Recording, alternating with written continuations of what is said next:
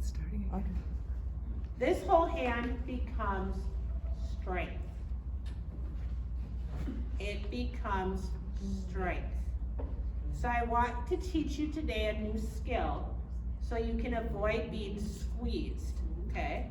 It works for a lot of different things, but I want to teach you how to avoid it. Tasha, can you come up?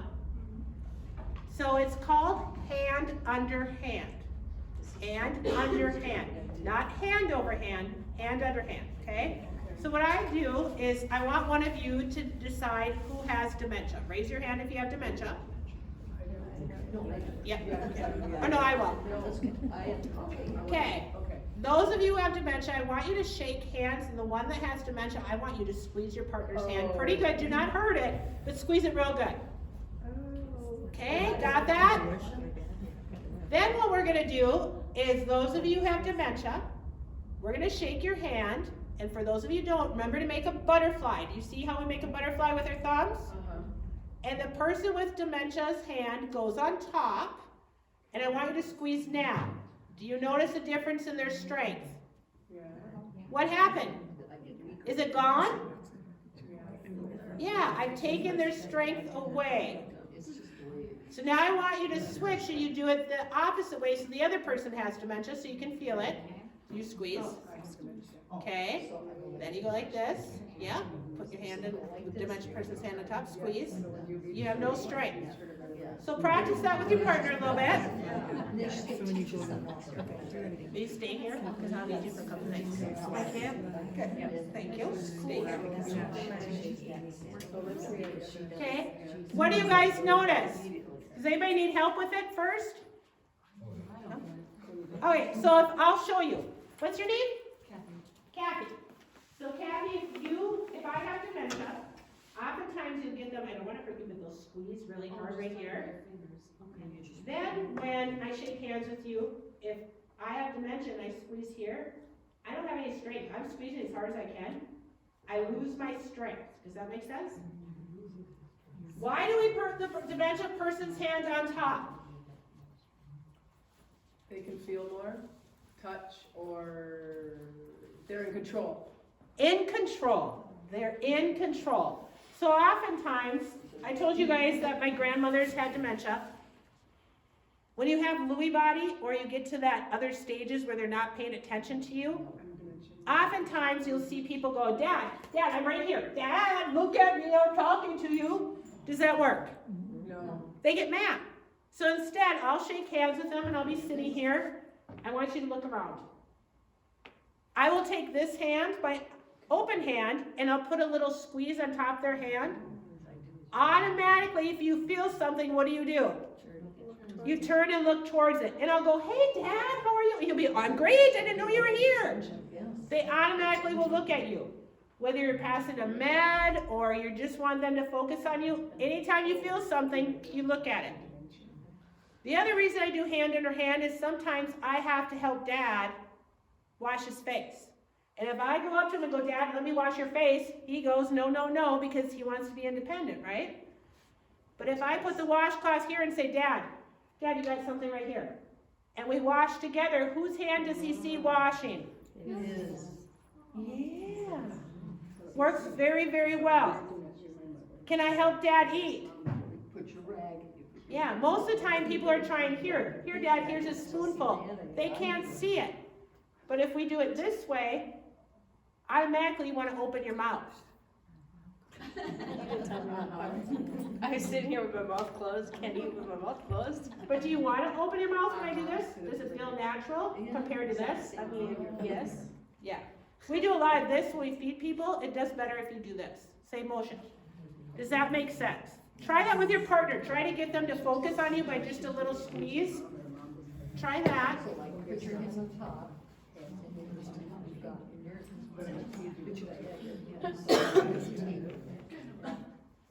Because I see my hand up, so I think I'm thinking myself. Now you be the. Oh, here, I'll show you. I'd be on the wrong side. Yeah. Still, you can do it. She has the arms like this. Okay, but what if you're trying to feed them? Yep, you put the spoon in between here. On the line here. Yep. Yep. Sides, like this.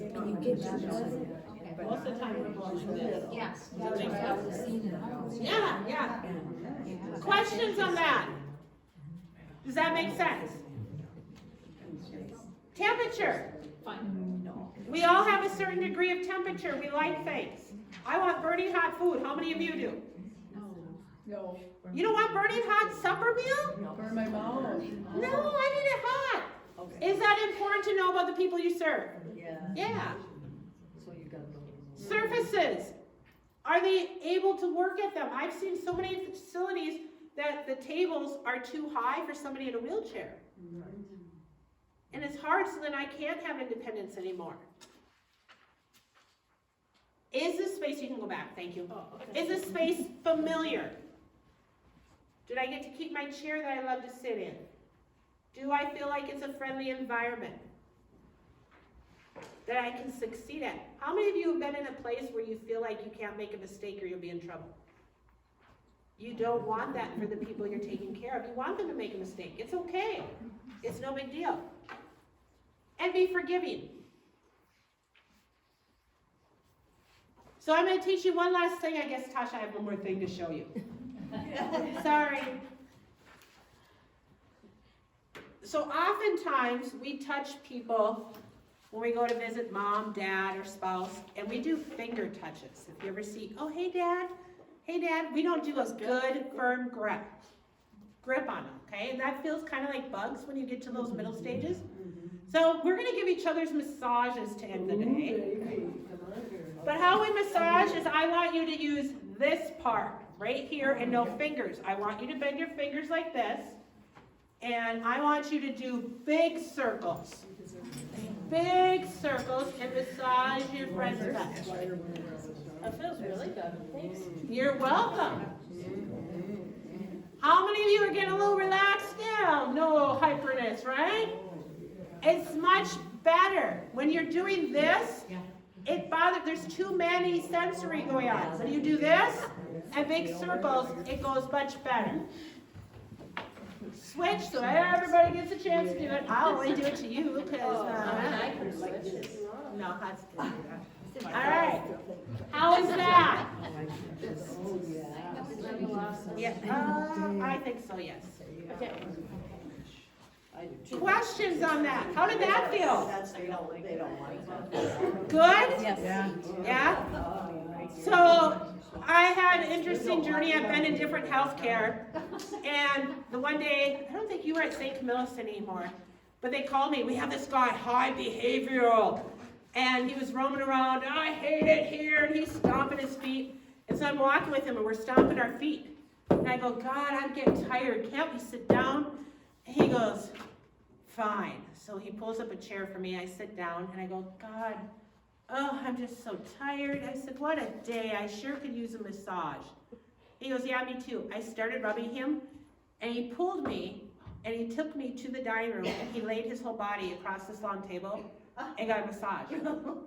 He hadn't been that way for 3 weeks. All it was that deep massage. Sometimes we have to think outside the box, folks. Just what would soothe us? All of you kind of calm down like we're ready for our naps. What calms us? Talked about hand in hand. Questions for me. I'll answer anything you come up with, so throw them at me. And that's what I do for myself, is get a massage. At least Good. once a month. And you need to do that. Yeah. That's okay. What else? Other questions for me? So I'm going to give you this. If you guys need anything, this is Horizon Health's phone number. Lola over there will direct you wherever needs to be. This is my personal email, so if you needed to have a question, my last day at Horizon Health is Friday. But feel free to ask. I may not get to you right away, but I will answer your question. Questions for me? Yes? When I visit my husband now, he doesn't talk anymore. Yep. Very little. Yep. It's like he can't think of anything to say or whatever. I mean, he's not capable I asked him how he is, he goes like that, he's not a drug, but, I asked him if he likes his food, and he'll say, he doesn't talk, he doesn't. How about using something instead of words? So wonder if you went there and I don't know if they have a CD player, because I don't know which facility he's at, but playing songs that were familiar to you and him. I bet you could get him to sing, or tap his foot. Well, then again, I'll say like, he's got binoculars, and I said to him, "Use your binoculars." Oh, yeah, and I said, well, have you seen anything today? And he said, yeah, I saw a blonde running out there with her bikini. Then he could talk. So, I don't understand. So words are gonna be really hard for him, and we're questioning him. He's not gonna have much success because he loses language. So you're better off to maybe sing with him, maybe look through the binoculars together, because do you think he remembers what happened in a day? No, he doesn't remember anything. No. So instead of setting him up for not being able to answer, I would be prepared in my visit. Because my grandmother did visit a lot. So I brought recipe cards to look at. I brought photo albums to look at, something different for their room. I brought music so that we could listen to. You could bring the newspaper, anything. They may not answer a lot, but doing some of those things might be really helpful for you. Yeah, I bring up papers for him all the time. He Yeah. does look at that. Gives them something purposeful to do. It might be just the pictures. I like to keep calendars. So you know all those wonderful pictures that are in calendars? If you pull those out and you put them in a binder, they really like looking that you could look at this kid and you could go, hey honey, what do you think that little boy's name is in that picture that's driving that John Deere tractor? That might get some conversation for you that you're both looking at the same thing. That's what I would do. Yeah. I have that also. Yeah, you're a great caregiver. He's very lucky to have you.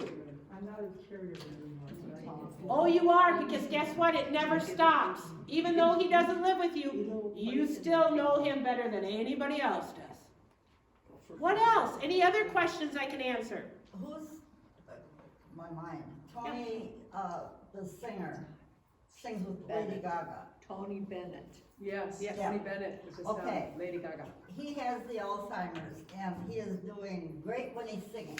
Yep. And that's one thing my husband has said, if I start losing it, he sang with the group out of Brainerd, Sure. and he said, play those, I'll sit here and sing along. You'll be surprised how music will click a memory. It will click that memory, or a picture will trigger a memory. Those are huge, absolutely. They keep that ability a long time before they're going to be able to hold a conversation with you. Anything else? Well, I'm here for a while, so if you have questions before you leave, please feel free, come up and ask me. Otherwise, thank you for a nice session. I appreciate it. Thank you.